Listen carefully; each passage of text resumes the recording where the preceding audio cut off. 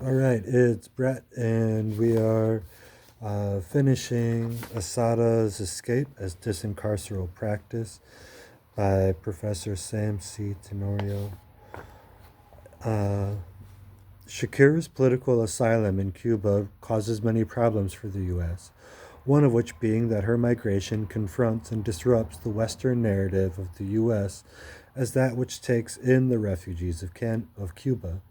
The U.S. imagination of the refugee in the mid to late 20th century in relation to Cuba is typified by the shift from freedom fighters fleeing communism in the 1960s, where refugees were often middle class professionals, racialized as white, and relatively welcomed by the United States government, to the 1980s, with the Muriel boat crisis and the advance of black Cubans who were now fleeing social and economic crisis in Cuba, largely driven by the United States blockade.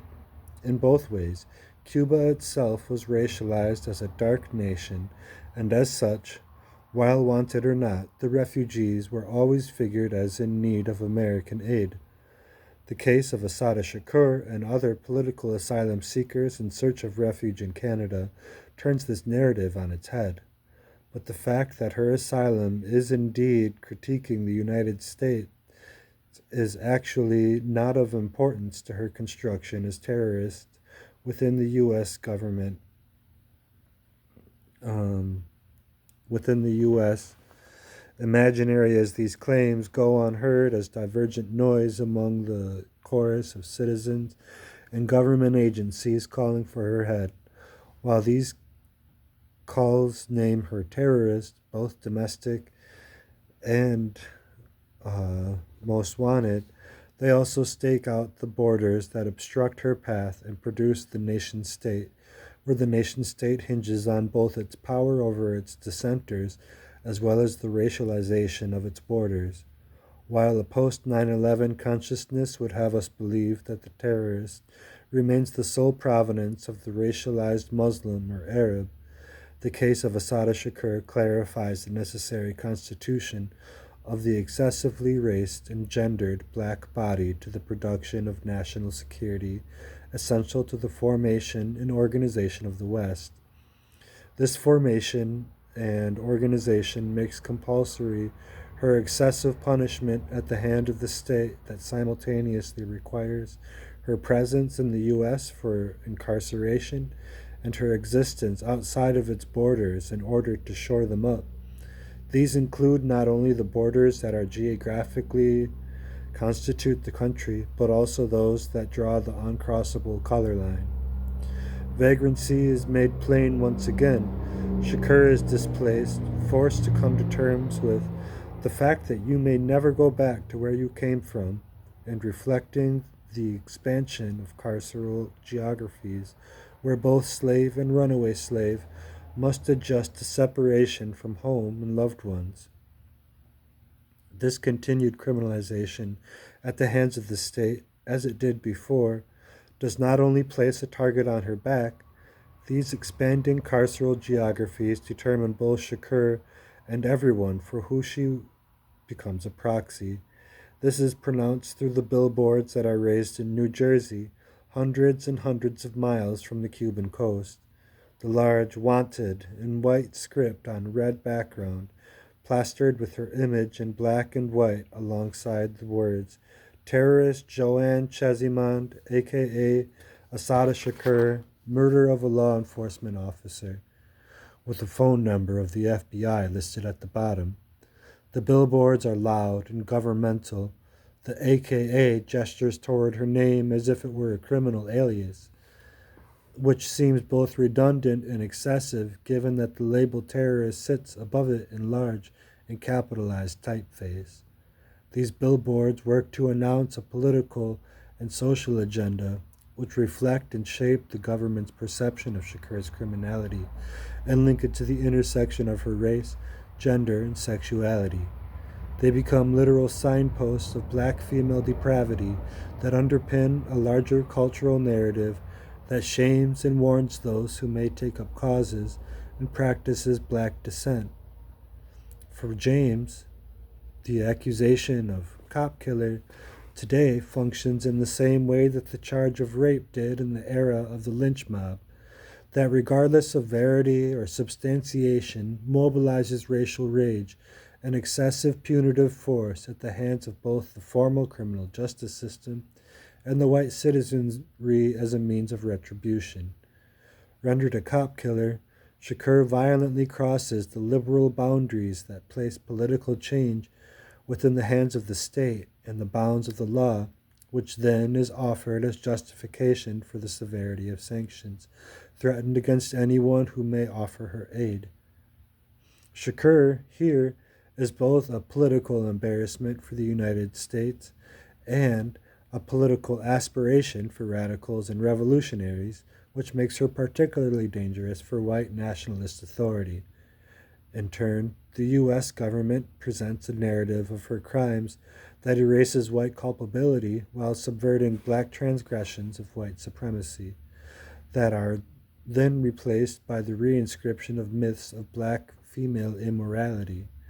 Shakur herself discusses this fabricated public image while she is still incarcerated in the United States, sarcastically amused by the surprise of many inmates upon her first meeting that she is not bigger, blacker, and uglier, or not 6 feet tall, 200 pounds, and very dark and wild looking.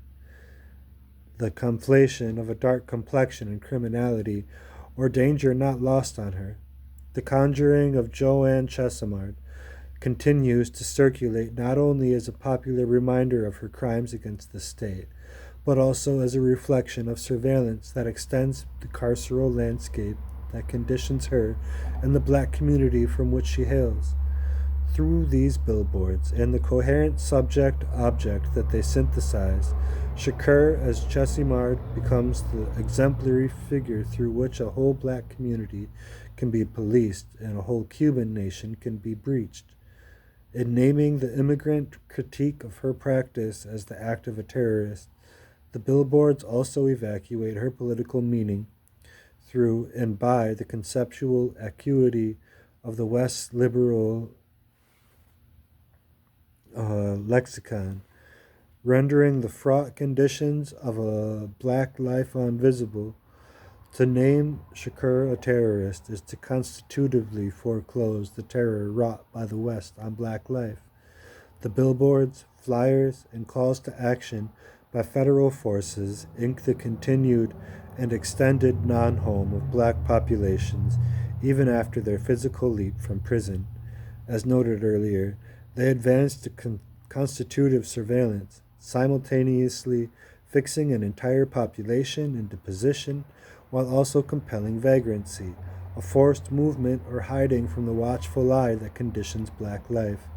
They also illustrate how the popular consumptions of political action, in particular the consumption of disencarceral possibilities and other modalities of non-participation, are shaped by and shape the assumption of the proper dwelling of politics.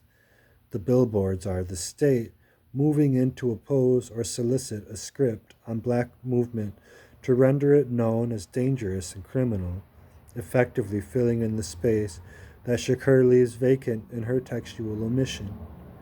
In this, while drawing out the carceral landscape, the billboards simultaneously signpost the borders of the Western liberal political tradition.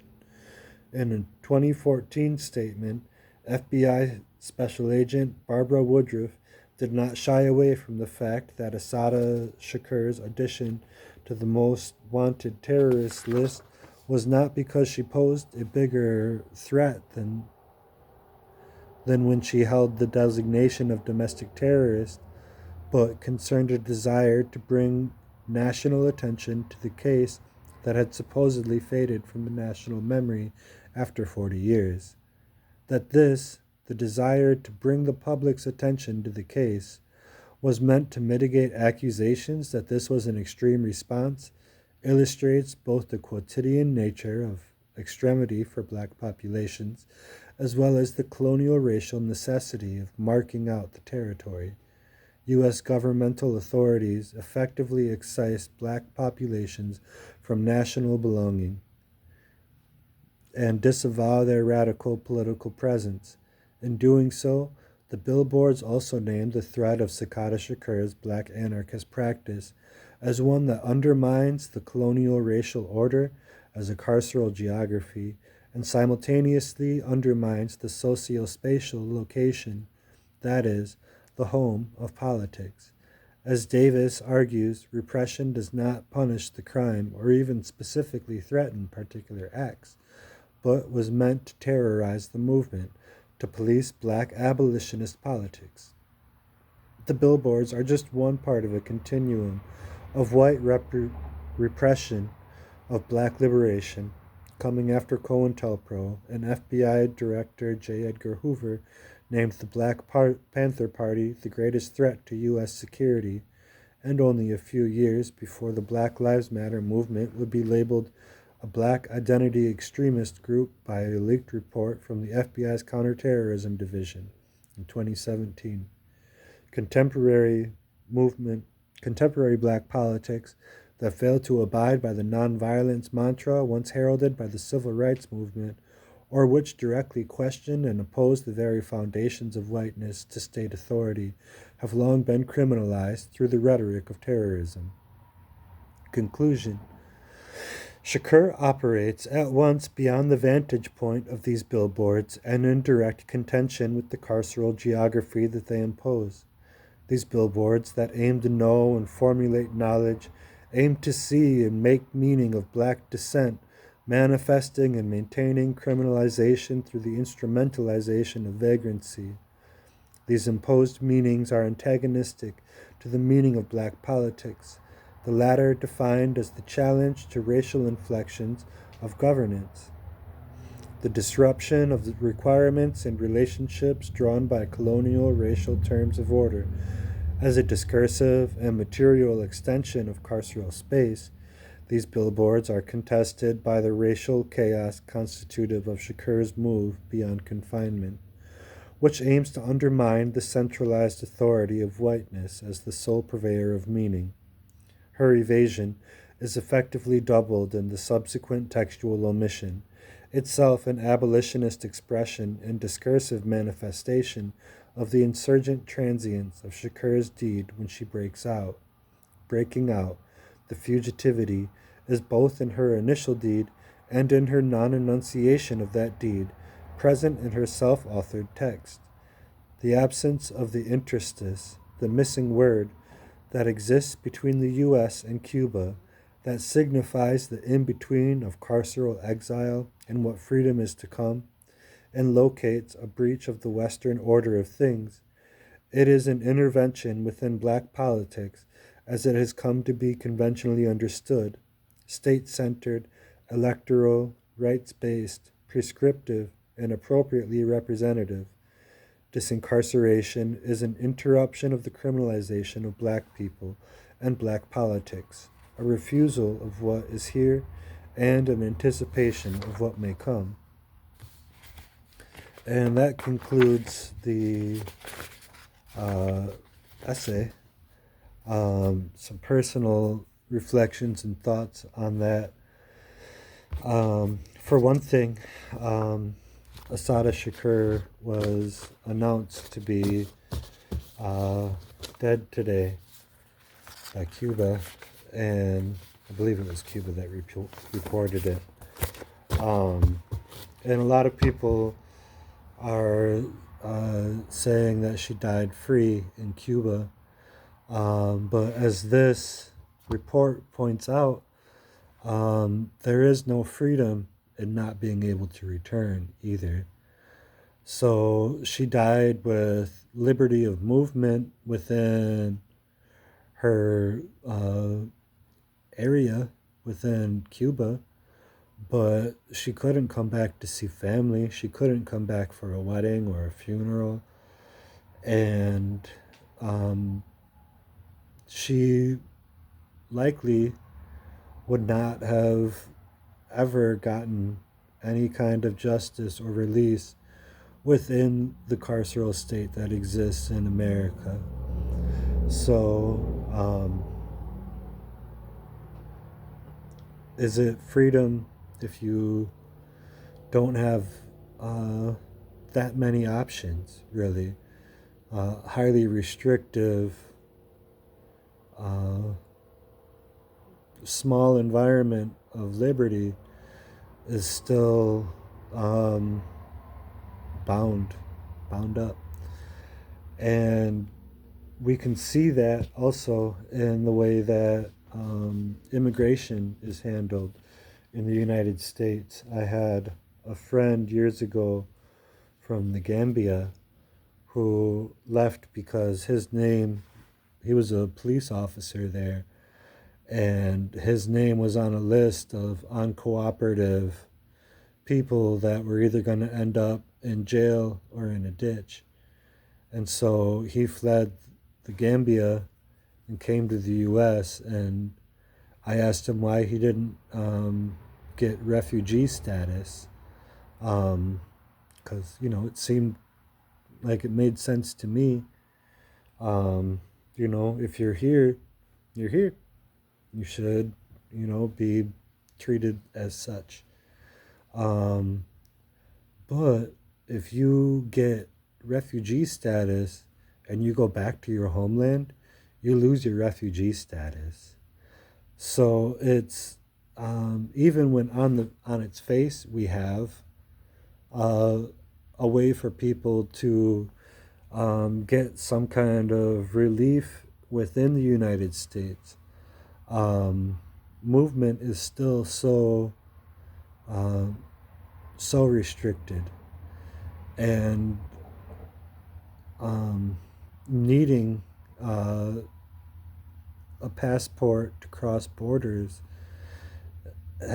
wasn't an on-off switch, as it would seem in America for a lot of people, because in 2000 I was freely crossing the Mexican border as like a young teenager, with no passport. I've never had one. Um,